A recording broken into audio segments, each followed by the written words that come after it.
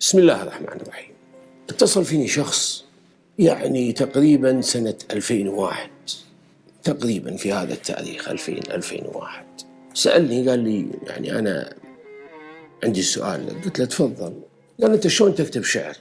أنا فاهم هو لوين يبي يوصل، يعني إلى أين يريد أن يصل بهذا السؤال، ولكن أنا يعني أستدرج الحديث معه. قلت له والله أي بهذا. قال ما أكتب شعر. قال لا أنا ما أقصد كذي. قلت له شنو تقصد؟ قال وهو يعني يتلكأ بالحديث. فأنا بادرت قلت له هل يعني أنت مستغرب أن أنا من بيئة حضرية، لذلك أنت مستغرب أن أنا أكتب الشعر النبطي؟ قال نعم، يعني هذا سؤالي، ولكن ليس بالشكل الدقيق. قلت له ربما أنت يعني مستنكر أن أنا يعني شخص كويتي من أصول غير عربية، من أصول أعجمية أي أصول فارسية، وهذه يعني طبيعة الكويت. نحن جميعا يعني شعب مهاجر، إما من نجد وإما من العراق وإما من فارس. فهل أنت مستنكر لهذا الأمر لأني من أصول أعجمية؟ قال لي إيه، بس استحيت أقول لك. قلت له نعم استحيت تقول لي؟ وهل في أصلي أو عرقي شيء يعيب؟ قال لا أنا آسف، بس يعني خجلت أني أقول لك استحيت. تستحيت من شنو؟ أنت مسلم، أنت عربي، بالتأكيد أنت عربي لأنك تحدثني العربية فأنت عربي. هل أنت مسلم؟ قال لي أنا مسلم وعربي كما تفضلت. قلت له الدين وين تأخذه؟ قال لي أخذه من القرآن والسنة. قلت له أما القرآن فهو قرآن رب العالمين، الله سبحانه وتعالى أنزل هذا القرآن على رسول الله صلى الله عليه وآله وسلم. أما السنة فمن أين تستقي السنة؟ من وين تأخذ السنة؟ قال لي من البخاري ومن مسلم. قلت له أنت تعلم البخاري ومسلم من أين؟ قال لي لا والله ما أعلم. قلت له البخاري من بخارى آخر الدنيا، يعني مو حولنا، يعني مو على الساحل المقابل لنا، ومسلم من نسابور يعني كذلك يعني في عمق فارس. هل تعلم؟ قلت له هل تعلم بأن بالدين وبالفيزياء وبالكيمياء وكل أنواع وشتى أنواع العلوم، كل هؤلاء العلماء، جل هؤلاء العلماء إن لم يكن كل هؤلاء العلماء، هم من فارس؟ قلت له أنت عربي مو صح؟ قال لي. قلت له هل تعلم من هو مؤسس علم النحو؟ قال لي لا والله ما أعرف. قلت له سيبويه، حتى اسمه مو عربي، على حد علمي أتمنى أن لا أكون مخطئا بأن سيبويه هو بالفارسية رائحة التفاح، ولكن بالتأكيد هو اسم ليس عربي. كان يناطح علماء اللغة العرب الأقحاح ويغلبهم، وهو مؤسس علم النحو. قلت له أنا قبل 2000 سنة عندي فيزياء وكيمياء وعلماء وفلاسفة وحبر وورق وغيرها من شتى العلوم.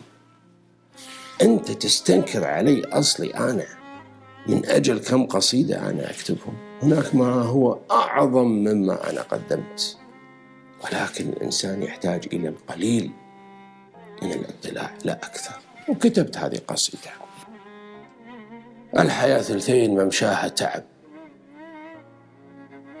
والله اللي في عواقبها علي، السبب معادي بطلبها عجب، والعجب في كل شيء يبها مقيم، أدمع أخطاها وراقب وارتكب بين كاظم أو كظوم أو كظيم، يكثر من القول ممزوج بالسهام، منتهي والوجد في صدري طريم، لا بدايات الطريق ولا غبب، وحال عن نيل الرجا حال عديم، لسراج واهتدي به واخترب، ولي خفوق وزبنه وثرح سقيم، طفل بين أطفال ما يملك لعب، وعن جميع اللي يحسونه فطيم، دنيتي والدمع الأفاضل سكب، أفضحتني بين أطفال وحريم، أحتسيها كل وحظه شرب،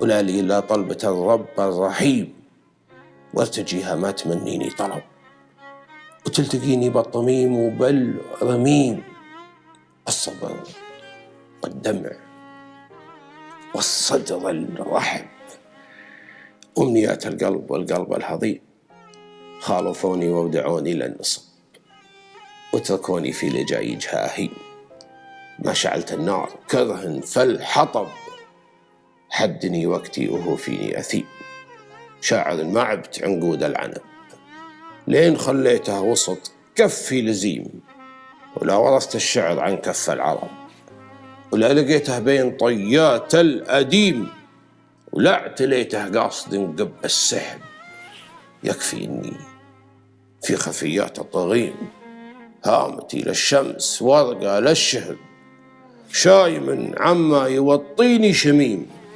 لجذور لحسب وأيضا نسب، امتداد لو تحسبونه عظيم، من قبل ما الناس تقرأ وتكتب، منبتي وصلي وتاريخي كريم، اشتريت الكل يوم الكل هب، دون هقواتي يحسب اني غريب، حاربوني والخطايا تحتسب، والله المعبود مرصاد الظليم، والخنايا للردايا تنتسب، ناكرين الطيب والخير العميم، يحسبون ان الحقائق تنحجب، والليالي تنعوج ما تستقيم، يا صبر أيوب صبر بنضب، أنكسر واجبر واثر حالي عثيم، لا خوي وافي لي يصطحب، واقعي لو جاز لي واقع عليم، تقفي الدنيا وتقبل بالطنب، وترتحل من ضيم لاهات وضيم، 24 عام عن كثب، أشهد التاريخ يطعن بالصميم، ومبقالي ما بقى إلا طلب، ما سواه الشان والقدر الحشيم. سلامتكم.